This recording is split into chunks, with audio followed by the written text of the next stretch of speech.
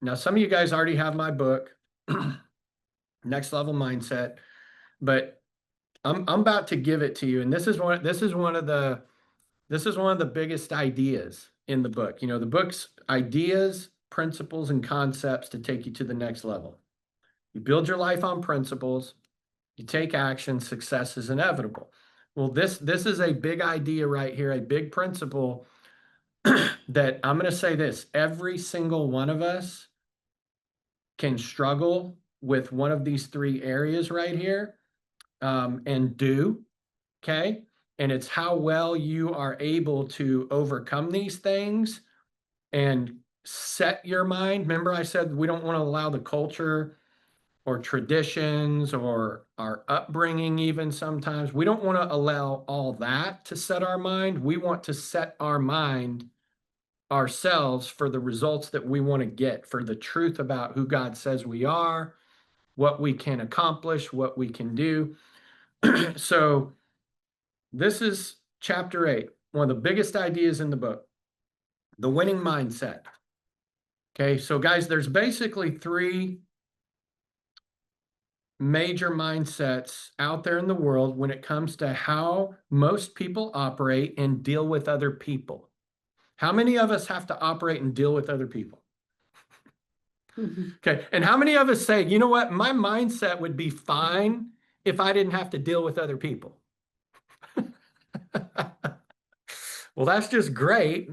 Good for you, but you're never going to accomplish anything. You're never going to become who God wants you to become, okay, if you can't deal with other people. So there's three major mindsets in how people deal with other people out there in the world. Number one, people who want to be liked. So their mindset in dealing with other people, every human interaction is about, I just want you to like me. Now, here's what I'm going to say about this. Every single one of us have some of that in us, and probably will never go away. Could everybody agree with that? We all want to be liked. But if that's my primary modus operandi, that is my main goal in life, in every situation, and how I deal with people, is I just want you to like me, you're going to struggle. You're going to struggle. Life is not going to go well because you can't please all the people all the time, right? And we can't just operate wanting to be liked. I can't make my decisions based on whether people like me or not. I can't make my decisions even on what I believe based on, well, are people going to like me? I think that's a big problem in our world right now with the younger generation, is I think sometimes they don't really say or believe what they really believe because they want the world to like them. They don't want to get canceled. Yeah, they don't want to get canceled, right? They don't want their friends that because we want to be liked. The second mindset in dealing with other people, the second mindset out there is people that their highest value and mindset is they want to be right. They just have to be right. And they have to make sure you know that they're right. And they're wrong. And you're wrong. And you're wrong. Okay. Again, there's some of this in everybody. Now, I would say these two mindsets, these are the two self-defeating mindsets. And then I'm going to tell you the winning mindset. So I think that probably all of us lean towards one or the other of those. Okay. I feel kind of guilty of both. And yeah, we all probably are guilty of both. But you probably think about when you deal with people, 99% of the time, you're probably leaning towards one or the other. Wanting to be liked or wanting to be right. Okay. And there's the third mindset that is the winning mindset. Does anyone know what it is? Type it in the comments. Some people want to be liked. Some people want to be right. The winning mindset is people that just want to win. They just want to win. There it is. Jeffy Childress typed it in. Here's what that means. That means that the desire to win is way stronger than wanting to be liked or to be right. Because sometimes, most of the time, in order to win, I'm going to have to cast down the mindset of wanting everybody to like me. I'm going to have to cast down the mindset of wanting to be right about everything. So I'm going to give you some ideas out of the book. And my purpose here is I want to stir up in you an appetite to get your nose in this book, because I'm telling you guys, the 9 principles in this book, and it's not one you read one time. This is a reference you go back to, mark it up, highlight it. So can I say something? So like to win, and like Jared and I have a lot more things we want to win, but to win, there are definitely people that do not like us. But we've also had to put down the fact that even if we thought this would work, if it wasn't going to work for everyone, we've had to be wrong to win. And so having a teachable spirit and being willing to say, I think I could do it this way, I want to do it this way, but being able to say, no, I'm not going to worry about being right. I'm going to worry about following the leader, doing what the leader says. And you have to be willing to let people go that might not like you, because not everybody likes it when you win anyway. So winning usually makes people dislike you. That's right. But those aren't really the kind of people that you want as friends anyway, I don't think. As on that point, who's has been for the last 10, 15 years probably the most disliked college football program out there? Who's been the most disliked? Alabama. University of Alabama. Unless you're from Texas and you're a Tech fan, then it was UT, but everybody's Alabama. But I would say Alabama. Why? Because they win too much. Why is Alabama been the most disliked football team? They're freaking winners. They win. They win over and over and over and over when Nick Saban was there, because he's a winner. And do you think Nick Saban's highest value is when he got the job at University of Alabama, he said, my number one priority is going to be that everybody likes me. Or my number one priority is going to be that I'm right all the time. When I'm coaching or calling plays, that we do it my way. If you know his system and his staff, he empowers his staff, and they don't always agree on everything. So no, his modus operandi, his MO is winning. We're going to win. That is more important to me than being right. It's more important to me than being liked. And so Heather's right. You will actually be disliked by some people. And it says it right here in the book. Look at this. If you want to be successful, you're going to have to get used to being misunderstood. What does that mean? That means in our business, people are going to judge your motives. People are going to judge you and sometimes think, oh, they're just doing this for this or that or whatever. They're going to judge you. Did you know anything in life that you're going to win at and be successful, even endeavors where you are helping other people? If you do it at a high level and you win big, people are going to judge you. Am I right? Some of the people out there that have some of the biggest ministries that are changing other people's lives and doing good, they are judged, they're mocked, and they're ridiculed. Am I right? And they're some of the most disliked people. Some of the most disliked people. That's right. So you're like, man, Jared, this is bad news. Is everyone going to dislike me? But here's what you can When? do. It's No. kind of bleak, right? You got a game.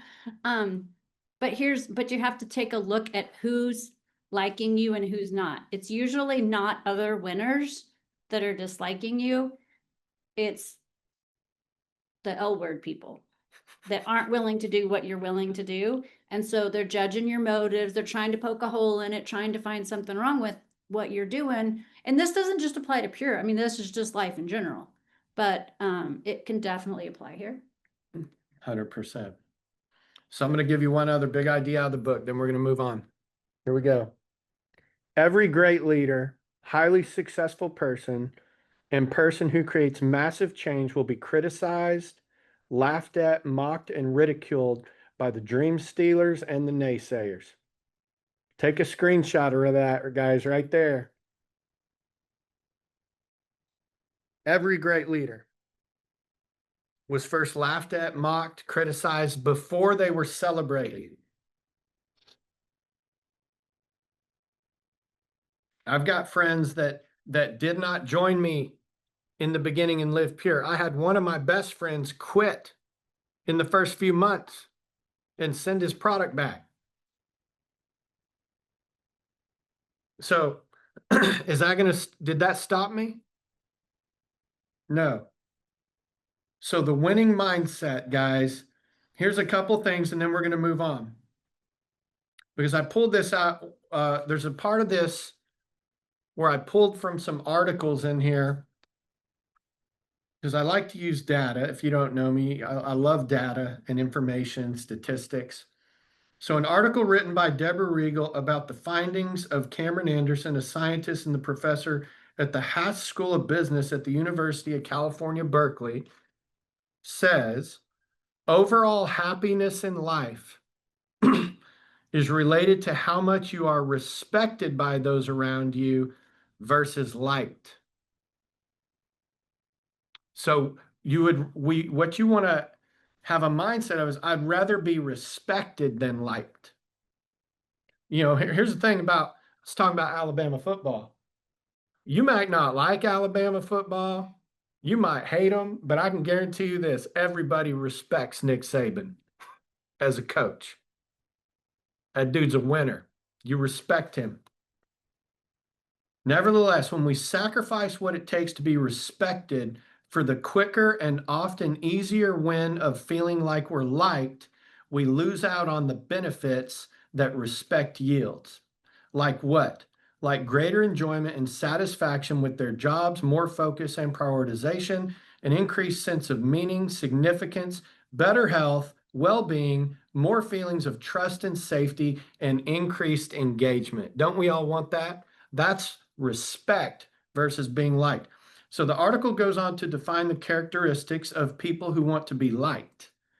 Okay, which one of these do you need to get rid of and shed? Okay, this is life application. Seeking positive attention and approval. Do you need to get rid of that? Engaging in gossip rather than giving direct feedback. Trying to please everyone. Making promises you can't keep. I have been guilty because I hate to tell people no. Heather will tell you. I hate to tell people no. That comes out of a mindset of wanting to be liked.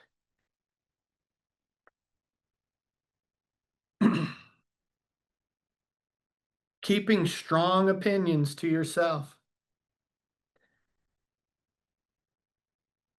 Flooding people with credit, compliments, and praise. Playing favorites, but pretending you don't.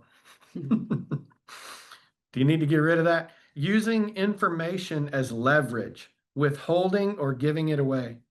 Giving people tasks they enjoy rather than assignments that stretch and challenge them. Focusing more on how people feel in general about you personally than about achieving outcomes. Then it goes and further breaks down the qualities of those who recognize the importance of being respected with no regard for how well liked they may be. They're more focused on being respected. These are the qualities we must adopt and get better if we really want to go to the next level. Okay, number one, telling the truth even if it's unpopular. Number two, explaining your thinking behind the difficult decisions you made. Number three, acknowledging the elephant in the room even if you can't fix it. Guilty? Any of you? Oh, I don't want to talk about that because I don't have a solution. I don't have a fix. So we don't want to acknowledge it. Okay. No, let's acknowledge it. Let's get better. Let's grow. Saying no when you need to. Being open-minded and decisive. So we want to be open-minded, but we also want to be decisive. Giving credit when it's due to others and also taking it when it's due to yourself. How many of you guys, when credit is due to yourself, you take it? And it's like learning to accept compliments well. Someone tells you, ladies, how those are beautiful shoes. And now you feel like you need to explain to someone that the sale or the deal you got on them. Instead of saying thank you. Tolerating feelings of disappointment, frustration, sadness, and anger in yourself and others. Holding people accountable for their results. Being consistent and fair in setting rules and expectations. Setting and honoring boundaries for yourself and others. Delivering negative feedback directly and in a timely manner. Asking for feedback regularly and then acting on it. Apologizing when you make mistakes and then moving on. Modeling the behavior you expect from others. And then I'll wrap this up. Margaret Thatcher once said, great female leader from the UK that had so much respect. Probably one of the first women leaders on the global scale to be respected internationally among other nations, especially when it comes to foreign policy and war. Okay, they knew we can't mess with this woman. She was tough. Margaret Thatcher once said, if you just set out to be liked, you would be prepared to compromise on anything at any time, and you would achieve nothing. World changers are ridiculed and laughed at in the beginning, then revered later. If you stand for nothing, you'll fall for anything. The way I was able to change my mind was to come into the mindset of not caring what anyone but God, my family, and my very closest friends think of me. Is that powerful?